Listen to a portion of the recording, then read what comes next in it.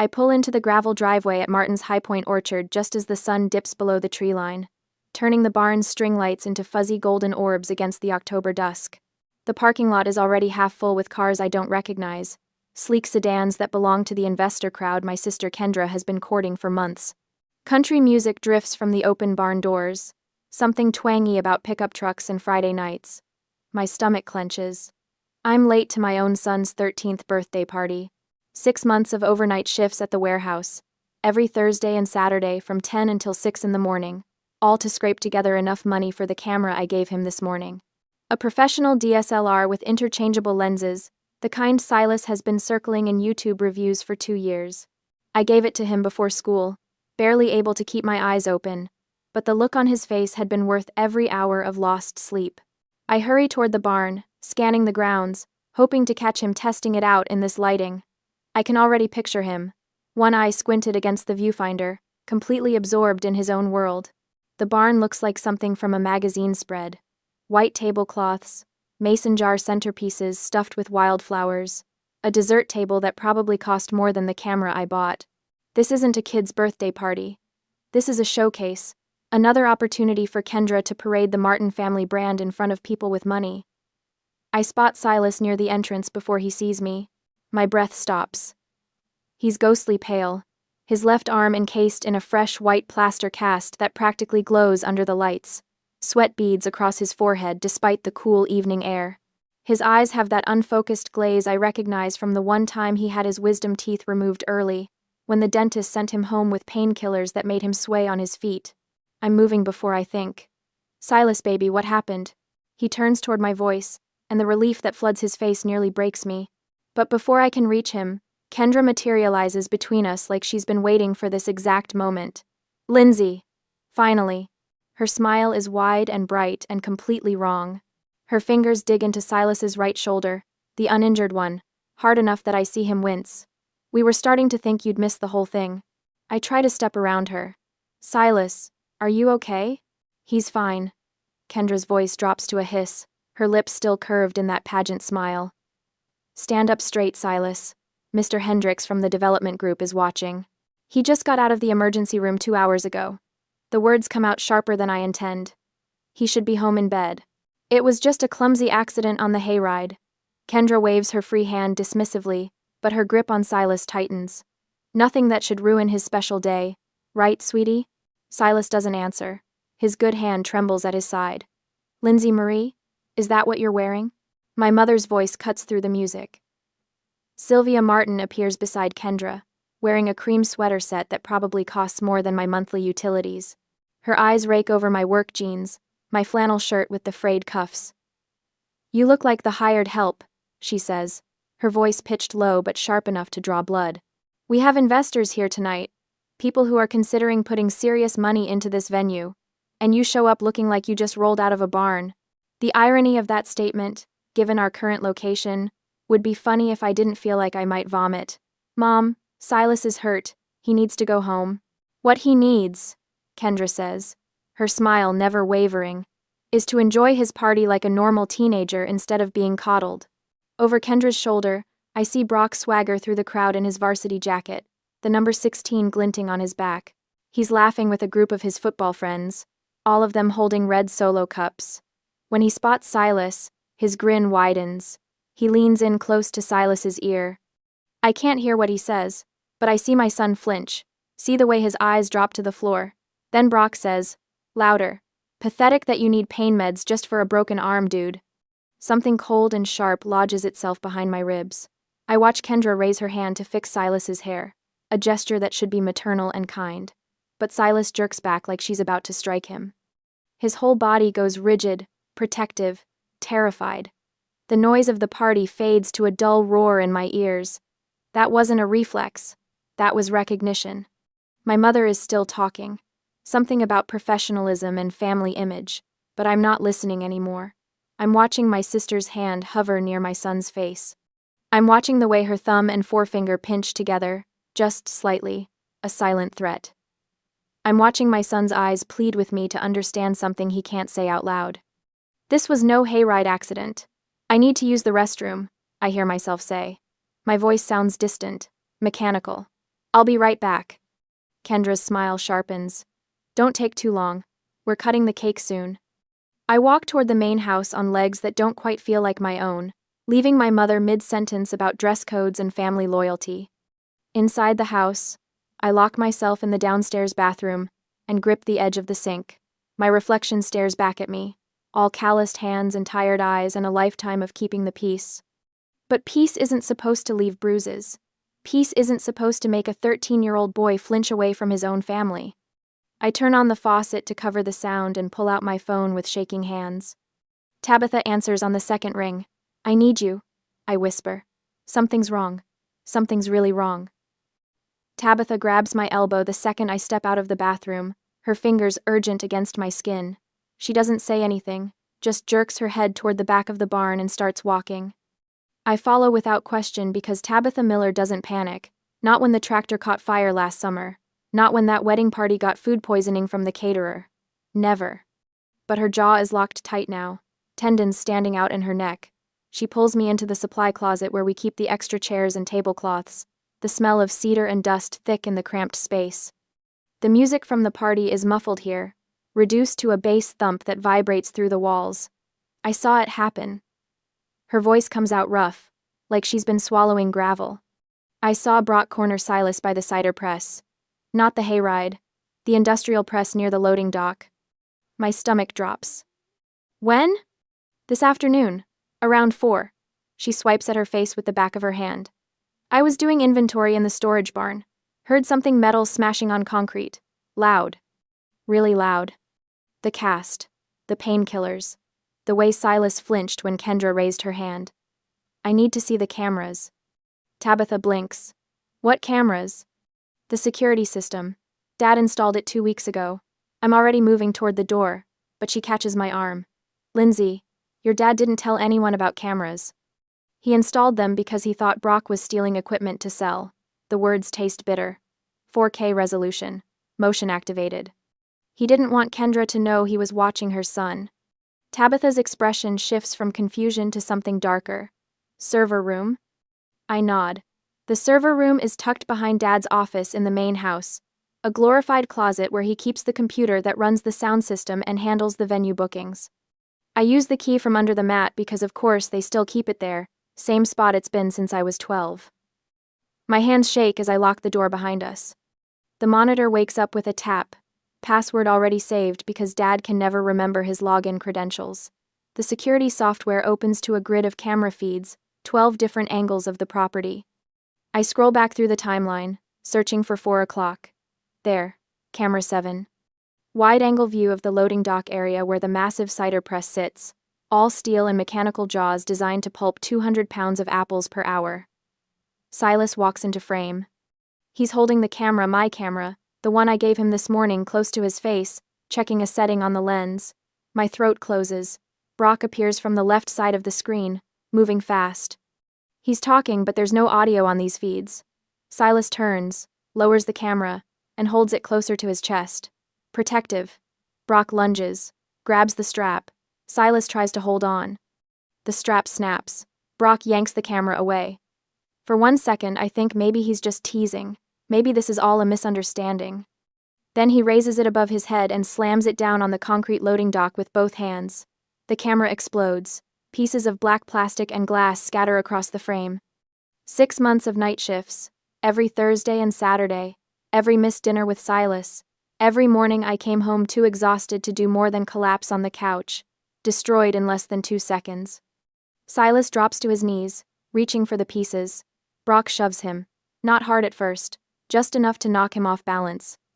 Silas tries to gather the shattered equipment anyway, his hands moving frantically across the concrete.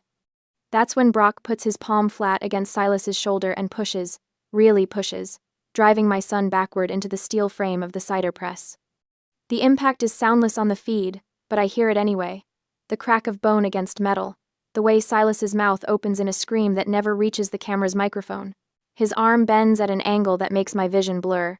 Beside me, Tabitha makes a noise like something's been ripped out of her chest, but the feed keeps playing because we haven't stopped it. Kendra walks into frame, heels clicking on concrete. She looks around, scanning for witnesses. Then she crouches down and grabs Silas's face with both hands, her perfectly manicured nails digging into his cheeks. She's talking. I can see her mouth moving, see the way Silas's whole body goes rigid with terror. She holds his face for 15 seconds. 20. 30. Making sure he understands whatever threat she's delivering. Then she releases him and walks away like nothing happened. Brock follows, laughing. Silas stays on the ground, cradling his broken arm, surrounded by the shattered pieces of the camera. I sold pieces of my life to buy him. I lean over the trash can in the corner and vomit until there's nothing left. Tabitha's hand rests on my back, steady and warm. I'll call Jim. I spit, wipe my mouth with the back of my hand. My whole body is shaking, but my mind feels crystalline, sharp. Clear in a way it hasn't been in years. Not yet. I sit up, pull out my phone. I need to download this first. It takes 4 minutes to copy the footage to my cloud storage. Another 2 to email it to the lawyer I consulted 6 months ago, when Dad threatened to fire me for asking about my grandmother's will. The same lawyer who explained that Grandma's land deed in my name supersedes the business LLC my parents created later. The same lawyer who told me to document everything. Tabitha watches me work, her expression shifting from horror to understanding. You're not going to scream. You're not going to cry. No. I send the email, watch the confirmation ping. I'm going to let them think they've won. I pull up my text messages, type quickly. It's happening. Come now. Sheriff Jim Miller's response comes back in 10 seconds. 20 minutes out. I delete the texts, clear my recent calls, wipe my face with my sleeve. In the monitor's reflection, I look pale but composed. Tired, but not hysterical. Exactly how they expect me to look. Beaten down. Harmless. Tabitha opens the door, checks the hallway. They're getting ready to cut the cake. Perfect. I stand, smooth my flannel shirt. My legs feel solid beneath me now. Steady. Let's go watch my son blow out his candles. S. She catches my wrist as I pass. Lindsay? I meet her eyes. I own the land. They just don't know it yet. Her smile is fierce. Let's go to a party. I find my parents in the office behind the barn, exactly where I knew they'd be. The room smells like leather and old wood, lined with photos of Martin family orchards going back 4 generations. Garrett and Sylvia stand behind the massive oak desk like they're holding court, reviewing catering invoices with the intensity most people reserve for mortgage documents. My father looks up when I enter. Doesn't smile. We need to talk about Silas, I say. My voice comes out steadier than I expected. Not now, Lindsay. Mom doesn't even glance up from the spreadsheet. We have the Hendricks proposal to finalize before they leave tonight. Silas, says Brock pushed him. The words land like stones in still water. Dad's pen stops moving. Mom's head snaps up, her reading glasses sliding down her nose. For one brief, stupid moment, I let myself hope. Maybe they'll be horrified.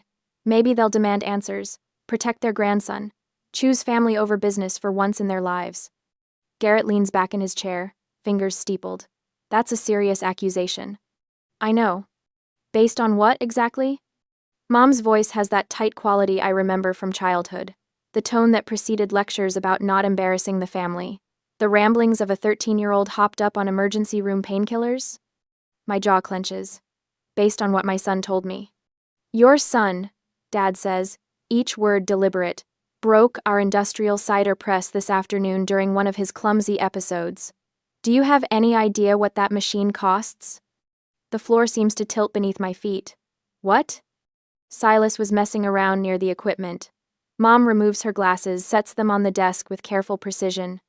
He stumbled, grabbed the frame to catch himself, and damaged the pressure mechanism. The whole thing will need to be replaced. That's not what happened. Are you calling us liars? Dad's voice drops to that dangerous quiet. Were you there? No, but... Then you don't know what happened, do you? He stands, and even though I'm 42 years old, some part of me still wants to step back. What you do know is that your sister has worked incredibly hard to build this venue into something special. Something that provides jobs for this entire community, including you. Garrett. Mom touches his arm, but her eyes never leave my face. Let's be reasonable about this. She walks around the desk, her cream sweater catching the lamplight. When she's close enough, she reaches out like she might touch my shoulder. I don't move.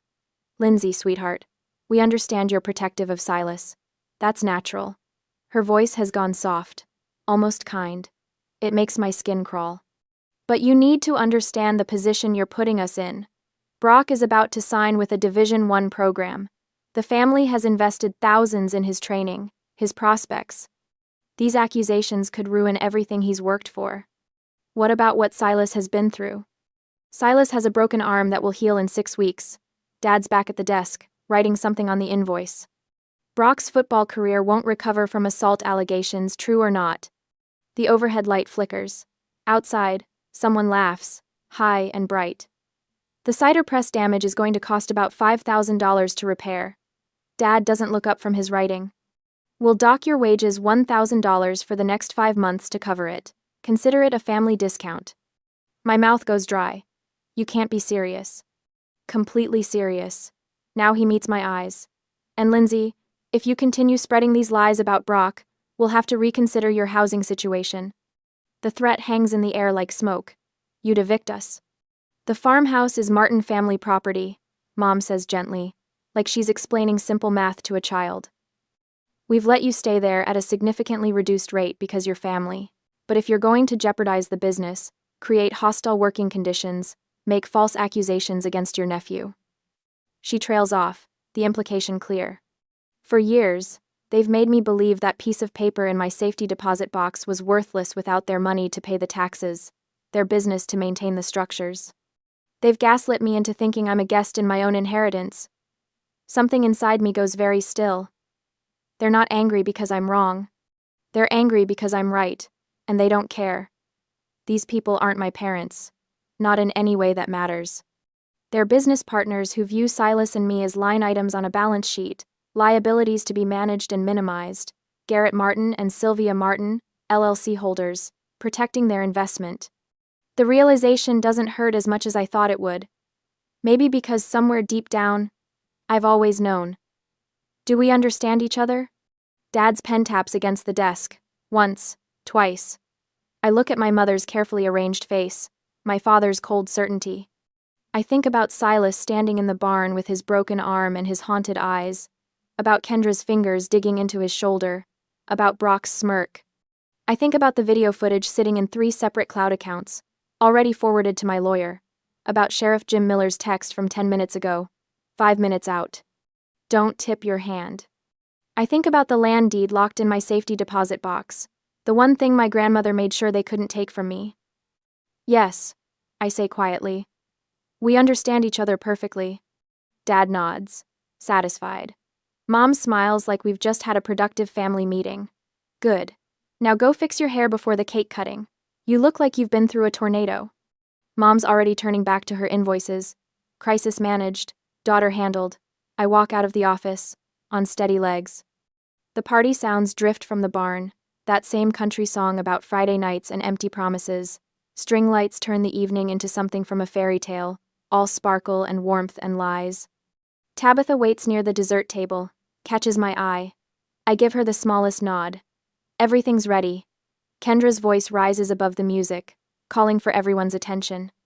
Time for speeches, for toasts, for the carefully orchestrated performance of family unity.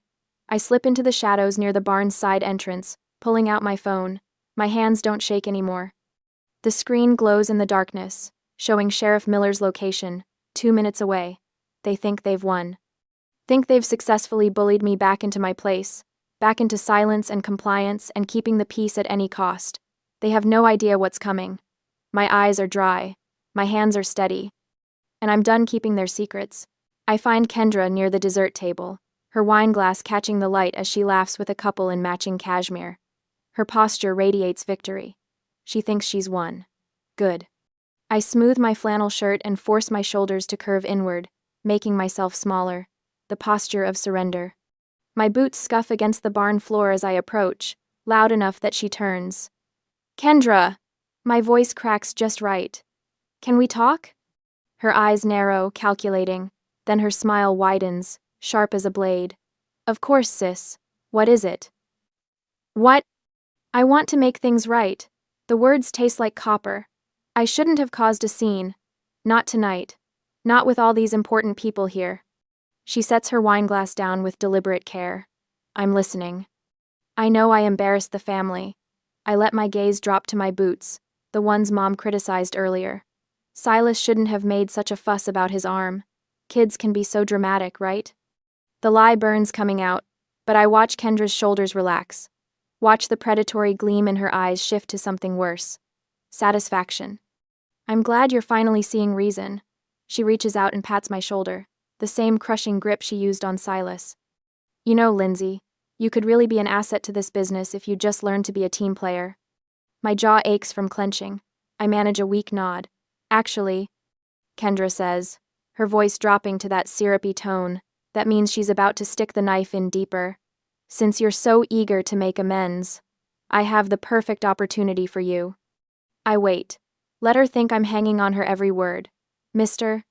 Hendricks and the other investors are concerned about tonight's little drama. She gestures vaguely toward where Silas disappeared with Tabitha earlier.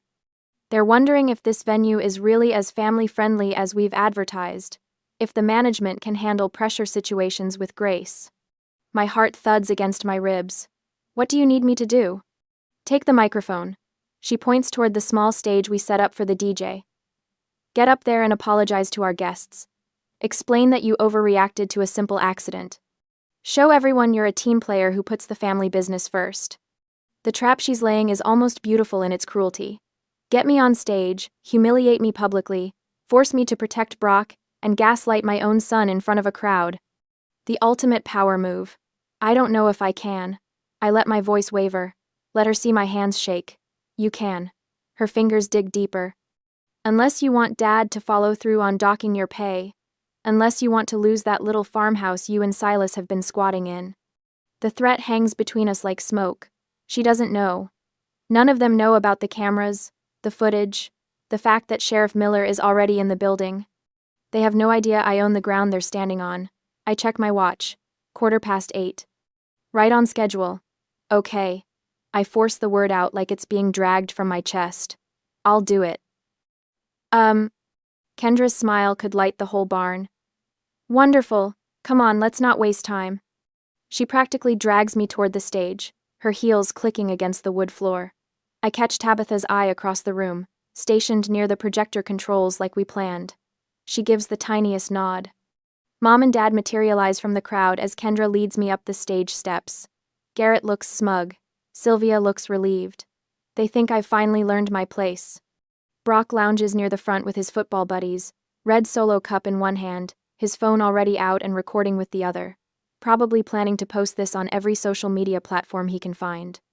The footage of me groveling will be priceless for his image. Ladies and gentlemen, Kendra taps the microphone, feedback squealing. If I could have your attention for just a moment, my sister Lindsay has something she'd like to say. She steps aside with a flourish, presenting me like a prize. The barn quiets, all those investor faces turning toward the stage. I can feel their judgment, their curiosity about what fresh entertainment this family drama will provide. I grip the microphone stand, let my head bow, let my shoulders shake just enough to suggest tears. Through my lashes, I check the positions. Kendra to my right, glowing with triumph. Mom and Dad just off stage, arms crossed in identical poses of satisfaction. Brock front and center with his phone raised high. Perfect. They're all here. All gathered in one spot, guards completely down. I glance toward the back wall. Sheriff Miller and 2 deputies stand in the shadows, hands resting casually on their belts. I look at Tabitha. She holds up the projector remote, finger hovering over the button. Her expression is steel. My breathing steadies. The trembling in my hands stops. I tap the microphone once, twice. The barn falls completely silent. I was asked to apologize. My voice comes out softer than I planned, and I let it. Let them lean in to hear. Let them think I'm about to crumble. Kendra shifts beside me, already relaxing, already savoring this moment. I lift my head, meet her eyes, watch confusion flicker across her face as she registers. Something changed. My next words will detonate everything. The tears on my cheeks are gone. My spine straightens. My grip on the microphone turns white-knuckled. Behind me, I hear the projector whir to life. The baby photos that were supposed to play for the rest of the party flicker and die. In the silence, I let one corner of my mouth curve upward. Not a smile. A promise. And I am sorry, I say, my voice steady now. Clear. I'm sorry I didn't protect my son from criminals sooner. Kendra's face goes blank with shock. The first frame of security footage hits the massive projection screen. I meet Tabitha's eyes across the barn and nod once. The projector screen behind me flickers. The slideshow of baby photos, the carefully curated Martin family brand, disappears. For one heartbeat, the screen goes black. Then the security footage fills the wall. 4 feet wide, crystal clear, 4K resolution that turns Brock's face into something unmistakable. The timestamp reads 2 days ago, 4:47 p.m. I don't need to watch. I've seen it 30 times already, each viewing carving the images deeper into my brain, but I hear it. The entire barn hears it. The crack of expensive camera equipment hitting concrete. Silas's voice, high and desperate, saying, "That's mine, you can't." The sound of my son's body slamming into the steel frame of the cider press makes someone in the crowd gasp. Then comes the snap. Sharp and wet and final. The sound bones make when they break. Silas screams. The investors from the development group stand frozen near the dessert table. The church ladies from my mother's Bible study have their hands pressed to their mouths. Mrs. Henderson's phone is already out, recording the screen, recording the truth that's about to burn this family to ash. Kendra appears in the frame now, moving fast. She grabs Silas by the face, her manicured nails digging into his cheeks as he sobs. Her voice broadcasts through the barn's sound system, with perfect clarity. "If you tell anyone Brock did this, I'll tell Grandpa you sabotaged the machine. Your mom will be fired and you'll be homeless. Do you understand me?" My 13-year-old son, arm dangling at an impossible angle, nods through his tears. The screen goes black. The silence that follows is the loudest thing I've ever heard. Then it shatters. From the shadows near the back wall, Sheriff Jim Miller steps into the light. He doesn't need to make an entrance. His presence alone drops the temperature in the room by 10 degrees. His boots sound heavy on the wooden floor as he approaches the stunned group. Jim's face is granite, all the warmth I've seen at family barbecues replaced with something cold and professional. "Brock Vance," he says. His voice carries. "You're under arrest for felony assault on a minor." Brock drops his solo cup. The red liquid spreads across the floor like blood. "What? No, that's not Mom, tell them." But Kendra isn't looking at her son. She's staring at me, and for the first time in my life, I see fear in her eyes. "You can't do this." Her voice cracks. "That footage is private property." "Ma'am, I'm going to need you to step aside." A deputy moves toward Brock, handcuffs already out. The boy who called my son pathetic for needing pain medication is suddenly crying, his varsity jacket pulling tight across his shoulders as his arms are wrenched behind his back. The number 16 catches the light. Mom, don't let them." "Kendra Martin Vance," Jim continues. "You're being detained for questioning regarding witness intimidation and accessory after the fact." The investors are backing toward the exits now. Mr. Hendricks from the development group nearly trips over a hay bale in his rush to leave. The church ladies have their phones out, and I know by tomorrow morning, this video will be everywhere. Every text chain, every Facebook group, every whispered conversation in the grocery store checkout line. The Martin family social mask just shattered on camera. "This is insane." Garrett's voice booms across the barn. His face has gone purple. "Sheriff, this is a family matter. We can handle this internally. A broken bone and terroristic threats against a minor aren't a family matter, Mr. Martin. They're crimes." Garrett rounds on me instead, his finger jabbing the air. "You're fired. You hear me? Get off my property right now." This is the moment. I reach into my jacket pocket and pull out the folded document I've been carrying all night. The paper is cream-colored, official, stamped with the county seal. I unfold it slowly, letting the moment breathe. "This property," I say, my voice carrying to every corner of the barn, "isn't yours, Dad. It's mine." I hold up the land deed so everyone can see. The one my grandmother left me directly, bypassing my parents entirely. The one that's been sitting in a safety deposit box for 15 years while I worked the orchard and kept the peace and pretended I didn't hold all the power. "You own the business, LLC. The Martin's High Point brand, the venue operation, all of that. I turn the deed around so Garrett can read his mother's signature. But I own the land, every acre." The barn, the cider press, the farmhouse, all of it. My mother makes a sound like something dying. And according to the lease agreement you signed when Grandma died, there's a criminal activity clause. I flipped to the second page, where my lawyer highlighted the relevant section in yellow just this morning. Any felony committed on my property by business license holders, or their immediate family members, voids the lease immediately.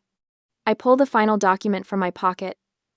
Notice to quit, prepared by my lawyer, signed by me as the legal property owner. You have 30 days to remove your business operations from my land. Garrett's mouth opens and closes. No sound comes out. Behind him, Kendra is being led toward the doors by a deputy, her hands cuffed in front of her, mascara running in black rivers down her perfect face. Brock is already outside, loaded into a patrol car, the red and blue lights painting the barn walls. The investors are gone. The church ladies are filming. My mother has collapsed into a folding chair, her cream sweater rumpled, her face gray. I fold the notice to quit and set it on the dessert table, right next to the untouched birthday cake that cost more than my monthly grocery budget. The party's over, I say, and I walk out of that barn with my head up, leaving the Martin family legacy burning behind me. 14 months later, I stand in the parking lot and barely recognize the place. The pretentious gold script that used to announce Martin's High Point Orchard, premier wedding venue and estate, is gone. In its place hangs a hand-painted wooden sign, the letters carved deep and filled with cheerful yellow paint.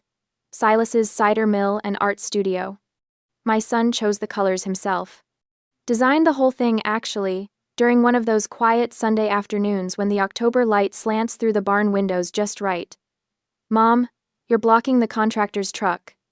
I turn to find Silas jogging across the gravel, his left arm swinging freely at his side. No cast, no hesitation. Just a 13-year-old kid who's grown 3 inches in the past year and finally stopped flinching when people raise their voices. Sorry. I move my truck closer to the barn, where a handful of local families are already gathering for this afternoon's community art class. Through the open doors, I can see the easels Silas set up this morning, each one positioned to catch the natural light he's so particular about now. The contractor, a patient man named Dale who's been helping us convert the old storage loft into proper studio space, waves as he maneuvers his truck past mine. No rush, no demands. Just good work at a fair price. I don't miss the chaos of wedding season. Don't miss the constant pressure to perform, to smile, to pretend everything was beautiful when it was rotting from the inside. Silas appears beside me with his camera, the one he bought himself with money from the cider stand he runs every weekend. It's not as fancy as the one I'd saved for, the one Brock destroyed.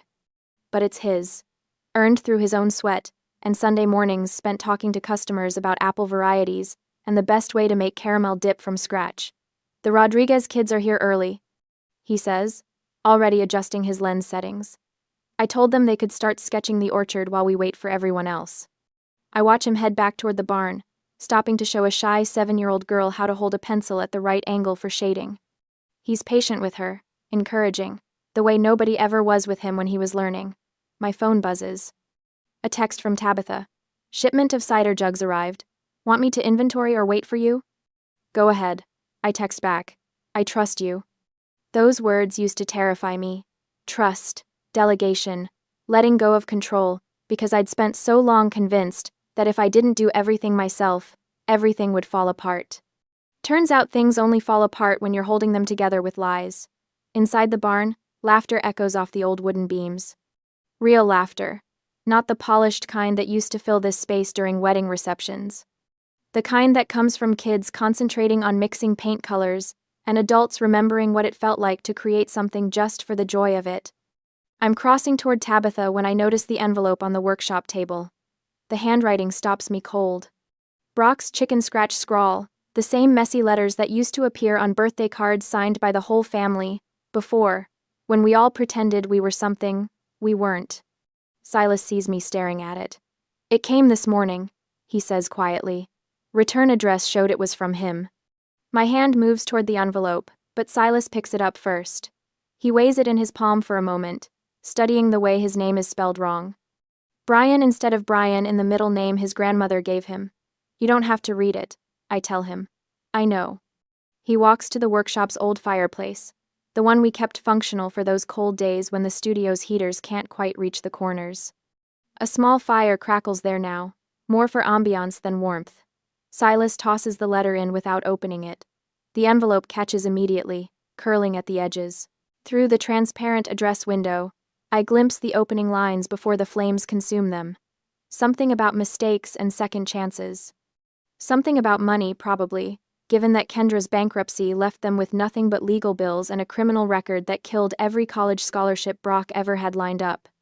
Silas watches the letter burn, then looks at me and smiles. Not a bitter smile, not a triumphant one, just peaceful. "The kids are waiting," he says, and heads back to his easels. Through the barn's open doors, I can see the hand-painted sign swaying gently in the breeze. My son's name, bold and permanent, marking this place as his, not the abuser's legacy. Not the family that chose image over integrity. Just a boy who survived, and the mother who finally chose him first. I rest my hand on his shoulder as we walk back toward the laughter. He leans into the touch, solid and unafraid. The letter burns to ash behind us, taking the past with it.